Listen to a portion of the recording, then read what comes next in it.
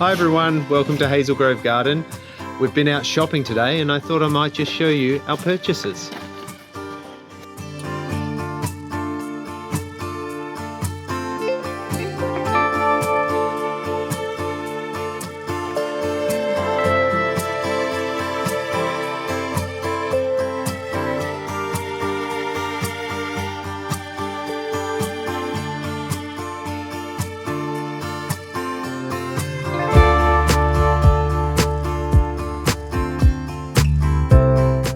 Hi everyone, welcome to Hazel Grove Garden. We've just been out at a bunch of nurseries buying up a whole bunch of stock, some for some of my clients and some's just for some projects we've got here going on at home. So I thought I'd just show you a bunch of the plants that we've got in our plant haul today. Some really exciting new stuff. It's early spring, so there's a lot of stuff that's not out yet, but the stuff that is out, there's some really wonderful colours and brightness to brighten up spring. So we're going to start with our osteospermums, the African daisies. Osteospermums have a bit of a bad reputation because they tend to, when they get long and leggy, they tend to sprawl and they self-seed around the place and stuff. But there's some beautiful new varieties out. Some of these actually aren't that new, but the ones that, the white and purple ones you see around the place, these aren't them. We'll start with Purple Sun, Osteospermum Purple Sun. This one has the bright orange colouring, but it's also got like the fading to the purple centre. I absolutely loved this when I saw it in the nursery, and it is just going to work perfectly in the planting scheme that I've got to going. Some of the osteospermums can be a little bit gaudy and the colours aren't sort of a little bit too bright, but this one I think is just really nice. The purple and the orange, is a really good subtle colouring in that one. This one here is Magnolia Margarita, not Magnolia, sorry, Osteospermum Margarita, sorry. That orange, I love. Like burnt orange is one of my favorite colors in the whole garden, and that is just like, it just caught my eye as soon as I saw it. Like, it is just an absolute like oomph. It's the start of spring, so that would be my first thought, was that would be perfect in autumn. So I'm actually hoping to grow it on, and hopefully it'll give us beautiful late color as well as the color in spring and in summer. Now this one, I was looking for a yellow flowering osteo. Now the thing about this one is it's not actually a yellow flower, it's actually a white flower, but it has this beautiful yellow underside, so that when you see it, it gives this overall creamy yellow white coloring, which is just glorious. It's called White Lightning, and I believe the leaves are a much narrower sort of a leaf. Some of these ones are, you get the much broader leaf. It'll be interesting to see as we grow it, to see whether those leaves do open out and become bigger. But that one's, absolute favourite. Don't be turned off by osteospermums. If you give them a big shear back after they've finished their vast flowering, they bulk up and they become nice and dense, and then you get repeat flowering, and you do that several times through the year. You keep them under control, you get amazing flowering out of them, and they just form a nicer, tighter plant in the garden or in pots. So don't be turned off by them, despite their commonality in public landscapes. The next plants we've got are Saxifragas. Saxifragas are lovely, very small mounding plants, really good for like rockeries and free draining areas. They do like part shade, so they're really not a full sun type of plant, but they create these beautiful little mounds of greenery, and then they have these absolutely lovely flowers that appear on them. The ones we've got, these aren't sort of particularly named varieties. This one's just a pink form. It's actually Saxifraga KS Petosa, pink form. The flowers are fading a bit now, they're fading into a white, but when they first come out, they're a very lovely light pink colour. we've also got Saxifraga Red. Now, when the flowers first come out on this, they are this bright, I would say it's probably more of a cerise dark pink than a red, and then they fade to this darker purpley pink, and then eventually to a lighter pink. This one is actually Saxifraga, see if I can say this one, Poluangelica, and that's the red form of that one. This one really took my eye. It is called Saxifraga Lime, and it's actually a variety. Saxifraga arendisii is the botanical name for that. This one has what look like sort of white creamy flowers, and then they've got this green sort of center that sort of bleeds out into the whiteness, so it gives you this beautiful like sort of lime coloring to the flowers, and that one is absolutely glorious. I've got a really good idea of what to plant this in, and a combination of other plants. Really good in pots, these plants as well, because like I said, they do like free draining soil, don't like to be too hot, and they don't like to be too sunny, so just keep them in part shade and they'll do you well. So the next lot we've got is the petunias. Now these are from the Easy Colour range. Easy Colour does a whole range of different colours. You can buy mixed punnets, and you can buy like single coloured themed ones. The first one I'm actually going to show you is this one here, which is Plum Ice. Now I don't know if it's meant to be a mixture of colours or whether the colours fade, because as you can see, you've got these really dark sort of pink veined ones, but then there's also these sort of purpley dark scented veined ones mixed in with it. So I'm not sure if that's just that they come out that color and then they fade, or if it's more of a mixture. Maybe because these are generally grown, well, I believe this range is grown from seed, not from cuttings, so it could also be that there is diversity in the color with the seeds. But I still love this Plum Ice range. It gives you a real pop of color, and the veining is just gives you that real extra bit of interest. We've also got Burgundy. Now it's I wouldn't say it's closer to a purple burgundy than a red burgundy, but still really lovely colouring, and once again really good for matching up with lighter coloured background things, but also to link with other dark coloured things, so that one's great as well. And just basic yellow. It's not a big bright sunflower yellow, it's much more of a lighter yellow, which I really like. I think yellow can be a little bit overpowering sometimes in a planting. So yeah, this really nice subtle yellow works really, really well. It's got the darker center once again that bleeds out into the more creamy yellow. Petunias are great for pots, they're great in the garden, they love full sun. They can handle dryness, but they do look better and perform better if you give them a bit of supplementary watering during the really hot weather. One little tip with them, deadhead them regularly. And you don't have to go through and cut off individual little heads. What I generally do is wait until they've had a big flush. If there's the odd bit of flowering left, then I'll just sacrifice those and just shear them back a bit. And then they actually, same thing as a lot of plants, they'll bush up and then they'll repeat flower. And it's better to get a nice big flush than the odd little spattering of flowers as you go through the season. Tying in with the petunias, and quite often they're grown together, sometimes these are grown alternatively to petunias, are these calibrachoas. Now calibrachoas are shorter growing plants, but they're quite wide growing plants, so they're great for cascading over the sides of pots. They're great in gardens if you want them sort of as a lower story planting. So there's some really lovely varieties that we found at the nursery. This one here is Goodnight Kiss, Cabaret Goodnight Kiss. It's a smaller growing variety, only gets up to about 15 to 20 centimeters in height, but does spread out to sort of 25 to 30 centimeters wide.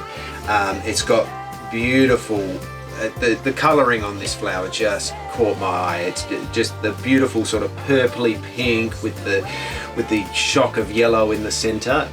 That one is just, yeah, that one's an absolutely glorious colour. This one here, it's your basic, this one's called Mini Famous Pure Yellow. It's just a basic beautiful yellow. Great filler plant, great plant to just, you know, add a bit of boost if you need that shock of brightness. Definitely grows a bit bigger than this one here. This one gets up to 30 to 40 centimeters in height, and a bit more of a spreader as well, spreads 30 to 40 centimeters wide. So that one's good, especially if you're wanting to really sort of fill up an area and for less plants basically. And then this one here, very sort of, this one is Star Jump Blue. It's got a very similar sort of color arrangement, not the same colors but color arrangement as the Goodnight Kiss, because it's got the dark purple in the center bleeding out to the lighter purple, and then once again that little shock of yellow in the center. So that one's absolutely great as well. This one's a slightly bigger growing one as well, grows up to 25 to 35 centimeters in height, and same once again 30 to 40 centimeters wide. So another really good filler plant, or a plant that works well as an understory if you've got some bigger things behind it, and it just fills the space beautifully. Really tough Calibrachoas. They can handle full sun, they can handle heat, they can handle dryness, but like everything, you know, they perform best if you give them a little bit of supplementary watering if it's really dry. But really tough plants. So these are really good choices for pots and in hot sunny positions in your garden. We've got some great accent plants that work really well. It's good to have a lot of textures in gardens. Quite often if you plant things, even if they're different colours, if they all have similar textures, similar leaf shapes, you just don't have that contrast to make the different plants stand out. This one here is Carex Feather Falls. It is a variety. It's got these really long, beautiful strappy leaves, and it's got the variegation in the leaf, which just sort of makes it just gives it that brightness and that catch of the eye. The thing I loved about this one though is the wheat heads, the seed heads. A lot of people don't like the wheaty seed heads. I love it. I think they make such a statement, and these are great because they sit so much further above the foliage. Quite often with Carex, you know, they come up and they sit around the top of the foliage, and it's really hard to see them. And you know, but these, because they stand up, they make a statement. They make you see them, and it's just, yeah. I think that one's an absolute winner. I'm definitely going to be using this one as long as it performs well. I've never grown it before, so hopefully this one performs quite well, but Carex are usually pretty tough, so I'd be a bit surprised if this one doesn't do well. As a matter of fact, there is one other Carex. I should have put it on the table before. It's this one here, Carex Buchanite. This one's grown quite a bit, and I love it. Some people can be a little bit mean to this plant. They say, oh, it looks like a dead plant because it's brown and it's got these white curly tops. I think that works really well when you plant it with other things. If you plant just this and you've just got a whole bed of this, then yeah, it can be a little bit boring. But this is just such a great plant to mix with other plants. It really just, it's a great backdrop plant. And it's a really good plant that just, like I said before, just gives you that great sort of texture difference, and it makes the other plants stand out around it, and it looks great when it's blowing in the wind. It's beautiful. And these brown stems, when you look at them closer, they have just an absolutely lovely mixture of browns and tans, and all leading almost to burgundy. That's a fantastic plant, and honestly I don't know why people don't like it as much. Maybe just because it's not used in the way I think that it's used best. We've got Phormium Dark Night. Phormiums are clumping strappy leaf plants. This one is just really beautiful and dark. There are darker ones out there. I think there's one actually just called Black, Phormium Black. This one has got a slight burgundy tinge to the darkness. and the sun might help us, that's come out might help show that. But once again, really good accent plant. Once again, I think quite often people use phormiums and a lot of strappy leaf plants, you know, just by themselves, and I don't think that's the best way to use them. I think they are great as a textural plant, and also as a foil for other plants, especially really dark plants. Really dark plants just suddenly make the greens and the colors of other plants just pop out. So really good plants, and I really love the coloring of that one. Phormiums are really tough as well. They, you know, do well in full sun, they do well in part shade. They can grow in full shade, but they don't, in my opinion, they tend to look a little bit scrappy, and they don't bush up as nicely. And they certainly don't like it really, really cold and wet. They tend to rot out a bit in really cold, wet soil. But good for most other soils and most other positions. And this one, I actually bought these. I bought a bunch of these for a client that we're going to do a planting job for. It's Cordyline Choc Mint, and I loved it so much that I was like, no, I have to get some for myself. It is just the coloring is just amazing. It's Choc Mint is the perfect name for this plant. It just evokes that minty, chocolatey sort of goodness. It has this beautiful sort of burgundy stripes on the green leaves, sort of burgundy to chocolatey brown stripes, and it's quite often you get green and brown together and they both look a bit muddy, whereas this doesn't. It's just vibrant. It makes you hungry. It's beautiful. It's absolutely lovely. Cordylines, this is a form of Cordyline australis. Cordyline australis are actually a tree form of cordyline. They can get, you know, they can get up to like 10 meters tall after, you know, 30 or 40 years. This one's a bit slower growing. This variety will probably only get up to 3 to 4 meters high, but they aren't super fast growing, so you're not going to get there in like 2 years. What I'm probably going to do with it is chop its head off, because the thing I think about that with cordylines is quite often people plant them and they basically grow up as a straight stick with a little tuft on the top.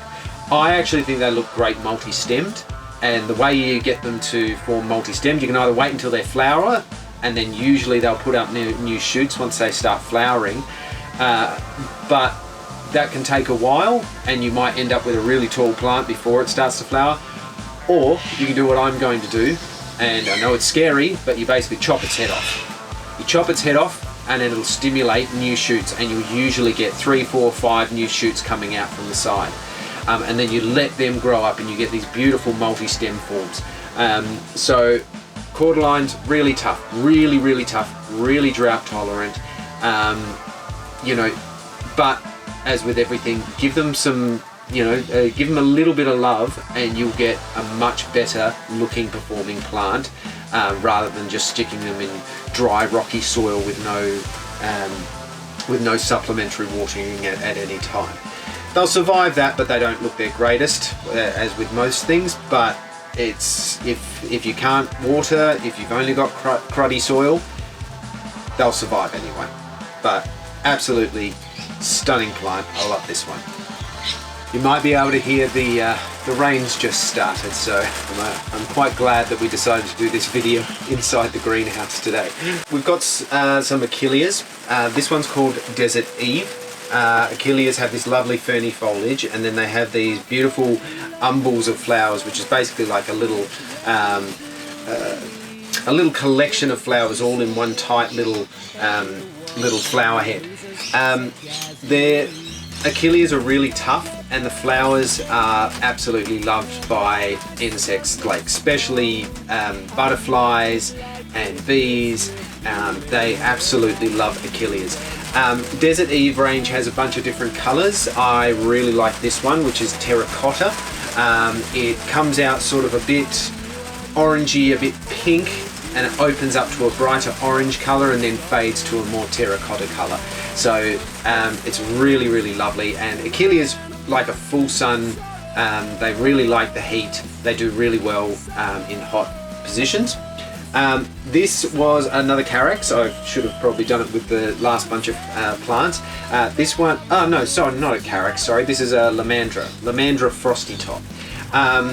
These are lovely as well, and they have these tiny, it's a bit hard to see, but they've got these tiny little flower heads that sort of sit in amongst the leaves. They're a great, once again, great little accent plant.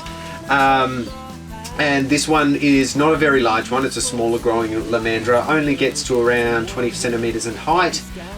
It does clump up like all Lamandras, and generally the clump will get to around 40 to 60 centimetres. Once it gets to that size, you usually have to dig it up and divide it, because it then starts to sort of break off into separate clumps. So that one's really, really lovely.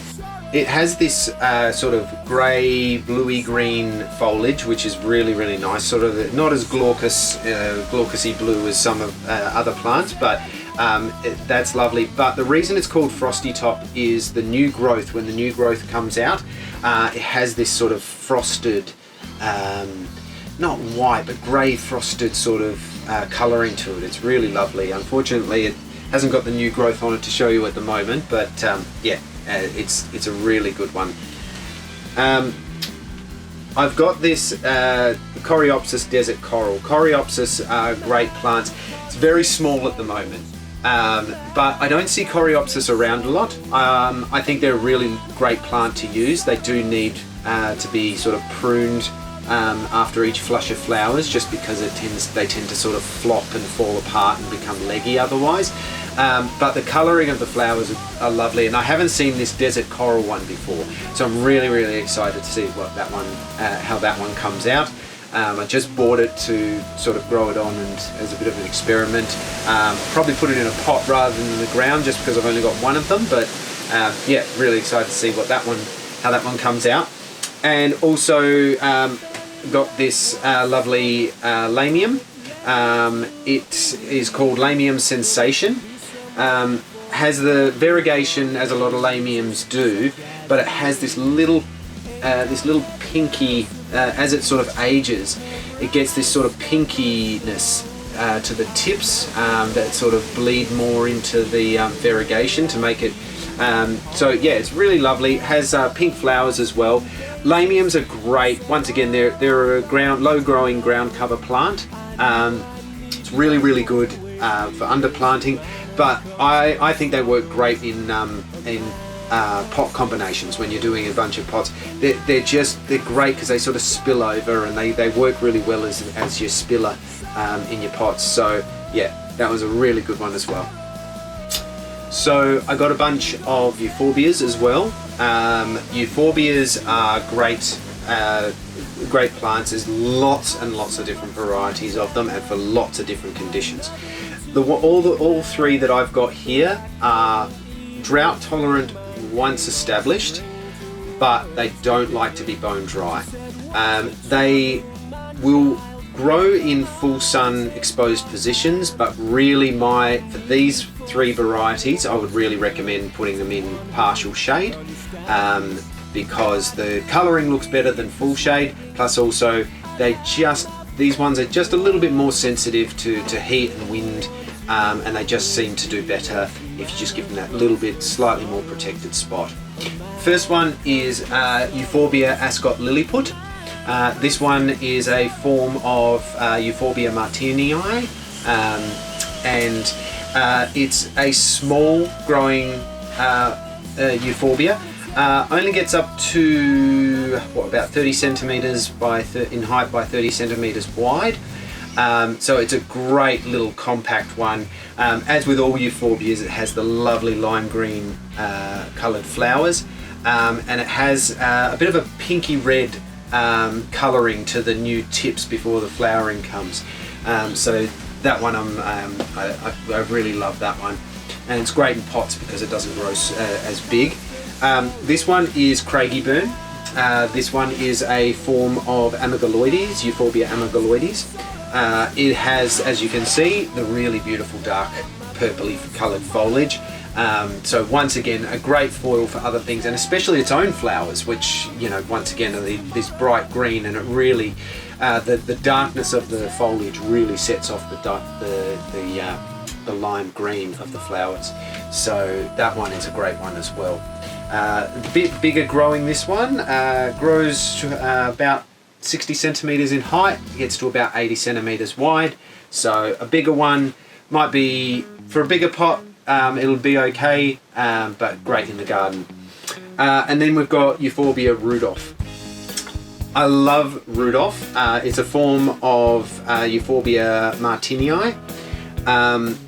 It has red new growth, so the tips of the new growth are red. It also has these beautiful red sort of burgundy stems on the, and they just they make the green of the foliage and the flower heads all stand out.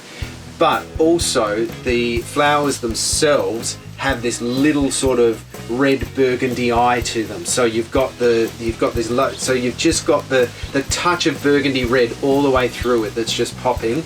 And yeah, that one's really lovely as well. Once again, it's a great plant with those two colours, the green and the burgundy, just working in unison together. This one grows about 50 centimeters in height by 50 centimeters wide, so not as big, doesn't get as big as the Craigie Burn. So once again, good for pots and great in the garden, and works really well with other like reds and burgundies and things like that because of the stem colour and the eye in the flower. I forgot that I had one more Euphorbia. It's this one here, which is Euphorbia Tasmanian Tiger. This one is a form of Euphorbia Caracas wolfeni. Now, wolfeni are those huge ones you might have seen on our Instagram post. They're absolutely huge. They grow really, really big. They're really, really drought tolerant. And they have you know, really big, massive flower heads on them. This one is a variegated form. So it gives you that big stature, those big beautiful flowers, plus also the variegation. So it's great, especially if you've got a lot of dark plants around and you need something to really brighten up the space. That one is fantastic. The wolfeni varieties get usually 1.5 meters, about the same wide.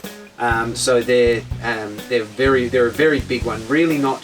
Maybe when they're young you could use them in a pot, but as they mature they really need to be in a garden space to look their best. The other thing I should have mentioned before with all Euphorbias, be careful with them because when you break them, they have a milky sap. Now that sap is can cause skin irritations to a lot of people, and especially don't get it on your face or in your eyes, because I have seen very big burly men in tears from the pain that it causes if you get that sap in your eyes. Certainly not something that you need to avoid putting in your garden, but just being aware that sap can be an irritant, just be aware when you're using them. So we've got a couple of little natives here. We've got this little scaevola called super clusters. Scaevolas have a ground cover, and they have sort of a fleshy leaf to them. They grow very low, and they're a great for covering the ground. They have, and this particular one has a beautiful sort of purpley bluish mauve flowers to it. Really, really tough plant. You can use these like you would succulents. They need a little bit more water than succulents, but they're very drought tolerant, very, very tolerant of different soils. Doesn't like to be really sodden, so definitely avoid trying to water it too much, but that one is really good. And it's good in pots as well, because once again it can be a great sort of spiller, or a front of the pot combination. So that one's good. We've also got here the Brachycomb Pacific Reef. Brachycomb Pacific Reef is a form of Brachycomb augustifolia. Like all brachycombs, really tough, drought tolerant. handles a variety of soils, conditions, part shade to full sun. Doesn't particularly like a full shade position. Once again, it'll survive in there, but it'll get leggy and it'll just look scrappy. But as you can see, the Pacific Reef has these beautiful pink, dark pink flowers, and once again you give them a trim back once the sort of majority of them have finished, and it just creates a nice tight, dense plant, and that will repeat flower for you throughout the season. We've got the Scabiosa caucasia, which is the blue pincushion flower. Has these little sort of pincushion sort of flowers. It's like all scabious, they just have these lovely sort of flowers that pop up and just are around, sort of like a half ball of flower. Really lovely, and this one has, unfortunately, it did have one flower the other day, but that's faded. But we've got all these others coming through. It's got a beautiful, bright blue flower, and so that one's. And once again, they're like all scabiosas. They are very drought tolerant, sun tolerant, heat tolerant. Great tough plant. So yeah, that one's good for the dry garden. And another one good for the dry garden is this one. This is Salvia Black Knight. The flowers are really dark purple, not quite black, but a very dark purple. This one's a form of Salvia garanetica, which grow quite large. Can grow up to 1.5 meters in height, and it does bulk out over the years. Salvias, like all salvias, very, very tough, very drought tolerant, can handle part shade, full sun. One thing about it is, because it does get quite tall, where its new growth joins the clump, can be a little bit brittle. So if it's in a really high windy spot, as it grows, you might want to give it a little bit of support with some bamboo stakes, or a plant support or something, just to stop those stems snapping off in the wind. But otherwise, they're very upright, will stand up on its own, doesn't flop around or anything like that. It's a really great tough plant, and it's got a really nice fragrance to the leaves, as most salvias do. This one's not very showy at the moment, it's very small. I just bought a bunch of these little plugs of Echinacea powwow wild berry. Echinaceas, there's lots of, you'll probably recognise like the purple coloured ones with the big purple flowers. Powwow wild berry is more of a pink leading into purple colour. I'm just going to grow these, pop these up and grow them on, because I think they are a really lovely flower, and they're really tough as well. There's lots of different flower colours now of Echinaceas coming out. No longer are we just tied into the purple ones or the white ones, and there's all different flower forms coming out as well. So keep an eye out for Echinaceas in your garden centres, because they're really, really great plants. We've got some background small shrubs here. We've got this Albelia kaleidoscope. Once again, if you have a look through our Instagram, I did a pot up for a client probably about 1.5 years ago now, using these Albelia kaleidoscopes. It's got this beautiful variegation, and it also has this sort of orangey tinge to the new growth. It's a great compact little lobelia, so you can use it in the garden. It bulks out to about 70 centimetres in height, maybe about 90 wide. You can trim them back and keep them, almost topiarised. I think they look great when you give them a light prune, and then just use them as great sort of background plants, or plants that add that sort of foil to other plants, because their form and shape is really nice, and I don't think you need to sort of make them into a dense topiary. I think they look good with a little bit of natural growth to them. a great plant. Prefers probably part shade. Can grow it in full sun, can grow it in full shade, but prefers part shade. But it's very tough and adaptable. Nothing too much to worry about it. It'll handle drought, but prefers a little bit of supplementary watering. And this one, very common, it's the sweet box. It's Sarcocoa confusa. It's called the sweet box because it's used quite often because it has a similar leaf shape and it's to boxwoods. So instead of box hedging, quite often people use this. The reason it's called sweet box is in winter it flowers. And it doesn't have very sort of showy flowers. They're very tiny. You can probably just see the remnants of these tiny little white flowers. But the fragrance is beautiful. It's absolutely lovely. It's not as tough as boxwoods, so it really prefers full shade. It'll grow in full sun with supplementary watering during the really hot periods. But its ideal position is part shade. If you are going to grow it in full sun, I'd really recommend try and put it in a place that's got a bit of protection from the hot winds, because hot wind, drought, full sun, it's just going to get blasted. It might survive, but it'll look horrid by the end of the season. So look, either give it a little bit of protection from the wind, or part shade, a little bit of supplementary watering through the season. It's a great plant, absolutely great plant.